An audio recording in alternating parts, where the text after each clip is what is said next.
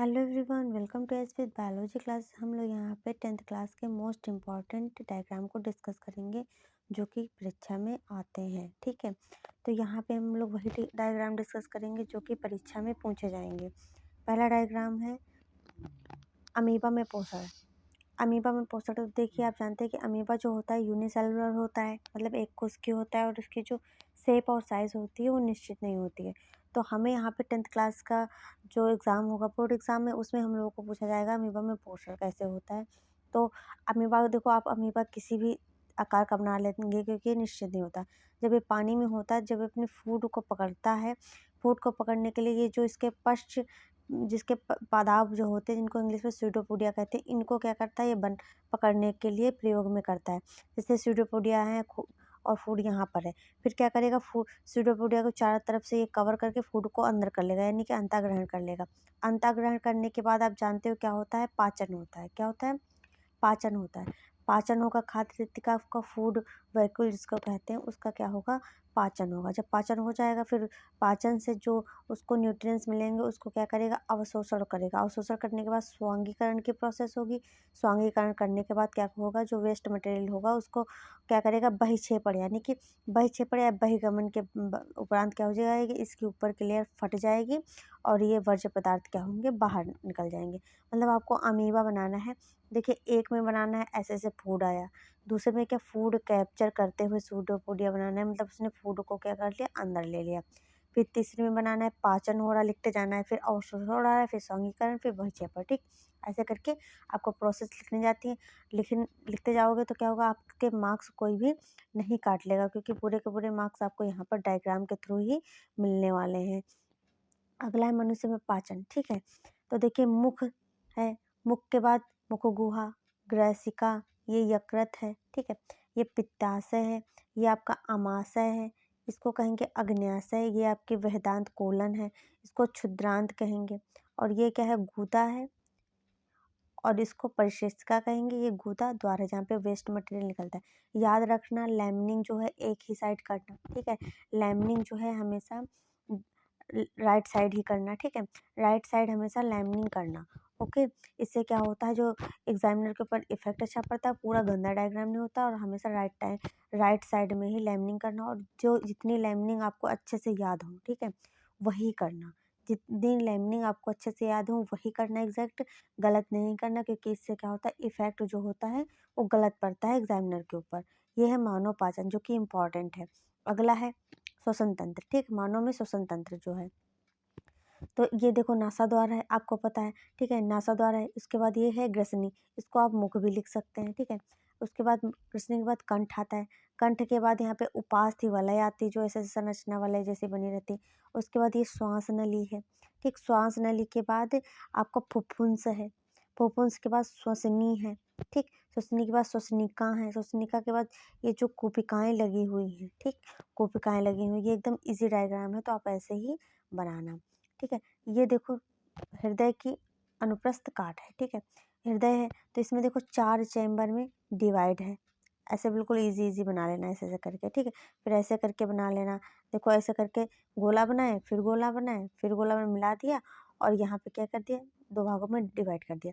ये महाधमनी हो गई, ये फुफ्फुस धमनी हो गई, ये फुफ्फुस शिरा हो गया, ये बायां लिंद हो गया, इसको कहेंगे वाल्व। ठीक है, ये आपकी होगी विभाजिका, यानी कि यहाँ पे जो दायां लिंद है, मतलब बायां निलय है, बायां अलिंद है, उसको क्या करती है, बांटती है। जो शरीर के निचले भाग में महाशिरा है, ये शरीर के ऊपरी भाग में क्या है, महाशिरा है। ये मानव हृदय के अनुप्रस्थ काट है। अब इम्पॉर्टेंट डायग्राम ये भी है आपका, मानव का उत्सर्जन तंत्र। ठीक है, सबसे बढ़िया है, एकदम इजी बनाना। ये 2 आपने किडनियाँ बना दी, ठीक है, ये बायां वृक्क है, ये दायां वृक्क है। ठीक है, ये मूत्र वाहिनी है, ये क्या है, मूत्राशय है, ये मूत्र मार्ग है, ये क्या है, यूरेथ्रा। ठीक है, यूरेथ्रा, ठीक है, मूत्र मार्ग है। ठीक है, अब इसमें लिखना चाहें तो एक जोड़ा, देखो एक जोड़ा जो है वृक्क है, यानी कि किडनी है। एक जोड़ा ये देखिए मूत्र वाहिनियाँ हैं। एक क्या है, ब्लैडर है, मूत्राशय। एक क्या है, मूत्र मार्ग है। ये हो गया मानव का उत्सर्जी तंत्र। ठीक है, अब ये आपके पास तंत्रिका कोशिका का चित्र है, ठीक। तंत्रिका कोशिका का चित्र दिया हुआ है। इसमें देखिए ये आपकी जो निकले द्रुमिका है, ठीक है। द्रुमिका यानी कि 2 मुँह देख लो, 2 या 3 मुँह द्रुमिका हो गई, ठीक है। ये आपकी क्या है, कोशिका काय यानी कि कोशिका के ऊपर की जो बॉडी होती है, ये आपका क्या है, केंद्रक। केंद्रक है। ये जो ऐसे संरचना दिख रही है इसको तंत्रिकाक्ष कहेंगे, और ये जो ऐसे पैर जैसी संरचना दिख रही है, पंजों जैसी, इसका तंत्रिका का अंतिम सिरा है, ठीक है। इतना आपको कन्फर्म हो गया। इसको आप नहीं बनाओगे तो कोई दिक्कत नहीं है, ठीक है, उतना बना देना। ये मानव मस्तिष्क है। मानव मस्तिष्क देखो बस ऐसे करके ऐसे बना देना, ठीक है, और एक ऐसे संरचना बना देना। उसके बाद कुछ इसकी संरचना याद कर लेना क्योंकि टफ है, ठीक है। और जो याद करने से प्रमस्तिष्क है, कपाल है, ठीक है, ये मध्य मस्तिष्क बना देना, ये मेरुरज्ज बना देना, ये पॉन्स बना देना, ठीक है, और पीयूष ग्लैंड बना देना। बस बाकी जो आप चाहो बना सकते हो। जितना आप देखो, आप जितनी आप लैमिनिंग कर सको उतनी ही आप चित्र को जो है डायग्राम में प्रैक्टिस करना। ये नहीं कि पूरा का पूरा हम बनाते जा रहे और आपको क्या हुआ, प्रैक्टिस में नहीं आया। तो इजी को प्रैक्टिस करो, लैमिनिंग बढ़िया अच्छे से याद रखो, मार्क्स बहुत अच्छे आएंगे आपके। अब प्लेनेरिया और हाइड्रा में मुकुलन देख लेते हैं, ठीक है। तो देखिए प्लेनेरिया है, ये प्लेनेरिया है, एकदम इजी, ठीक। उसके बाद ये इसका ऐसे पेट बना दो, 4 कोने के इसके पूंछ बना दो, ठीक है। ये देखो 3 भागों में इसका देखो खंडन हुआ, क्या हुआ, खंडन हुआ। एक इसे प्लेनेरिया बनी, 2 3 कितनी, 3 प्लेनेरिया बनी। वैसे हाइड्रा में हो गया जो बाई बडिंग के द्वारा होता है। हाइड्रा क्या हुआ, 3 भागों में टूटा, ठीक, 3 भागों में टूटा हाइड्रा, ठीक है। इसकी मूंछ ऐसे निकाल देना।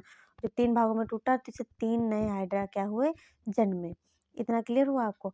अब ये फ्लावर है, ठीक है, फूल है। अब फूल देखिए, इसमें नर और मादा भाग, ये आपकी है पंखुड़ी, ये क्या है, देखो परागकोश। परागकोश के परागकोश है, और परागकोश के अंदर क्या होते हैं, परागकण होते हैं, ठीक है। परागकण होते हैं। ये जो पतली धागेनुमा संरचना है इसको फिलामेंट यानी कि तंतु कहते हैं। ये तीनों मिलकर के क्या, पुंकेसर यानी कि एंड्रोसियम बनाते हैं। अब फीमेल पार्ट देख लेते हैं। ये देखो वर्तिकाग्र है, ठीक है, और ये पतली संरचना जो नली जैसी आ रही है इसको वर्तिका कहेंगे, और ये गोल सी संरचना है इसको कहेंगे, इसको हम लोग कहेंगे अंडाशय। अंडाशय के अंदर क्या होते हैं, बीजांड। ये जो है ये आपकी गैनोसियम है यानी कि स्त्री जननांग है, ठीक है। और ये देखो बाह्यदल है जिसको कैलिक्स कहेंगे, और जिस पे पुष्प बैठता है इसको कहेंगे पुष्पासन। क्या है, पुष्पासन है। इतना क्लियर हुआ। इसकी वीडियो भी अभी जल्द डालिए फ्लावर पे, तो 10th क्लास में और 12th क्लास वाले दोनों देख सकते हैं। अगला है, ये आपकी बीजांड की संरचना है, ठीक है। ये देखो क्या है, आपकी बीजांड की संरचना है। तो देखिए इसमें अंदर का जो है, अंदर की जो है मादा संरचना बना देनी है। ये देखो परागकण है, परागनली में ऐसे आए हैं, और उसके बाद देखिए ये बीज ऐसे करके 2 लाइन खींच देना, अंदर एक गोला बना के यहाँ पे से बीज रख देना, यहाँ पे बीच में 2 रख देना, ठीक है। ये बन गया, ये परागकण हो गए, ये वर्तिका हो गई, ये परागनली हो गई जहाँ से कण आते हैं। ये क्या हो गया, अंडाशय हो गया, ये ध्रुवी केंद्रक हो गया, ये मादा युग्मक हो गई, ये क्या हो गया, नर युग्मक हो गया। उसके बाद ये है नर जनन तंत्र, ठीक है। नर जनन तंत्र बनाना इधर से स्टार्ट कर देना, ठीक, ऐसे बना लेना पहले। उसके बाद देखिए आपको बनाना क्या है, ऐसे करके ऐसे बना देना, फिर यही लेकर जाना ऐसे करके ऐसे बना देना। ये संरचना बन गई। यहाँ पे एक गोल ऐसे बना देना, उसमें से लाइन खींच देना, फिर ऐसे करके ऐसे बना देना, कीप जैसी संरचना, उसको 2 जगह से बांध देना, ठीक है। और यहाँ पे ऐसे करके शुक्राणु से बना देना। ये आपका बन गया, ठीक है, नर जनन तंत्र। इसमें देखो ये हो गई आपकी, देखो ये क्या हो गई, ये हो गई देखिए आपकी मूत्र नलिका हो गई, ये मूत्राशय हो गया, ठीक है। ये क्या होगी, प्रोस्टेट ग्रंथि हो गई, इसको कहेंगे शुक्राशय, ऐसे जलेबी जैसी जो बनी है। इसको कहेंगे शुक्रवाहिनी, यहीं से क्या होते हैं, शुक्राणु होते हैं वो आते हैं। इसको कहेंगे सिसिन, ठीक है। ये क्या हो गया, मूत्र मार्ग हो गया। इसको कहेंगे वृषण कोष, ठीक, जिसके अंदर बंद होता है इसको वृषण कोष कहते हैं। इसी के अंदर क्या होते हैं, वृषण होते हैं। ये हो गया नरजनन तंत्र। अब ये हो गया आपके रंध्र, स्टोमेटा कहते हैं। बढ़िया 2 ऐसे करके ऐसे, ठीक, ऐसे सेम के बीच की संरचना बना देना, ठीक है। उसके बाद चारों तरफ ऐसे करके ऐसे ऐसे पत्तियां बना देना हरी हरी, उनमें डॉट डॉट डॉट ऐसे कर देना, ठीक है। ये ओपन वाला है और ये क्या हो गया, बंद वाला है, ठीक है। ये देखो द्वार कोशिकाएं हो गई हैं, ये क्या हो गया, रंध्र हो गया, ये ग्रीन कलर का हरित लवक हो गया, ठीक है। ये खुला स्टेज में, ये बंद में है, ठीक है। अब देखो ये डायग्राम जो है ये है आपका प्रतिवर्ती चाप, ठीक है। ये देखो प्रैक्टिस कर लेना, बस ये हाथ बना देना, ये जलता हुआ कुछ बना देना, और पीछे ये आप बनाओ या ना बनाओ पर इतना फिलहाल आएगा नहीं, ठीक है। तो आप देख लेना एक बार प्रतिवर्ती चाप। ये आपका प्लाज्मोडियम में बहुखंडन है। गोला बना देना, ठीक है। सबसे पहले क्या करोगे आप, देखिए ऐसे गोला बनाना। गोला बनाने के बाद चारों तरफ ऐसे लाइन खींच देना। इसमें ऐसे करके डॉट डॉट कर देना। फिर गोला ऐसे ऐसे बनाते जाना, उसके अंदर ऐसे ऐसे डॉट डॉट करते जाना, ठीक है। आपके प्लाज्मा में बहुखंडन हो गया। ये मादा संरचना है, ठीक है। दो देखिए हाथ जैसे संरचना है, दो जैसे हाथ जैसे संरचना है। उसके बाद ऐसे करके ऐसे वी बना देना, ठीक। पहले वी बनाना, उसके बाद वी में से उंगलियां बना देना, उंगलियां बना करके इसको ऐसे मिला देना, ठीक है। उसके बाद ऐसे कर देना, ऐसे। फिर इनको ऐसे गोल गोल ऐसे चारों तरफ ऐसे मिला देना, ठीक है। ये आपकी हो गई अंडवाहिनी यानी कि फैलोपियन ट्यूब हो गई, ठीक है। ये क्या हो गए, दो ऐसे जो है इनको कहेंगे अंडाशय यानी कि दो अंडाशय होते हैं। ये हो गया गर्भाशय, गर्भाशय ग्रीवा हो गई। ये योनि छिद्र हो गया, ये मादा जनन तंत्र हो गया, ठीक। उसके बाद देखिए आपका हाइड्रा में मुकुलन। हाइड्रा में जहाँ से उभार होता है, हाइड्रा ऐसे करके बना देना, ठीक है। और थोड़ा इसमें उभार बनाना, इससे थोड़ा ज़्यादा बनाना, यहाँ पे एक हाइड्रा बना देना। ये स्पर्शक है, ये मुकुल यानी कि बड निकल रही है, ठीक। ये जो है अभी ये हमारे मॉडल पेपर में आया है हुआ है, ठीक है, कि अंतःस्रावी ग्रंथियाँ बता दे रहा है। तो यहाँ पे देखो पीयूष ग्रंथि होती है, और यहाँ पे अब देखो थाइमस ग्लैंड बना देना, पीयूष बना देना। ये है तो आपकी सारी, ठीक है।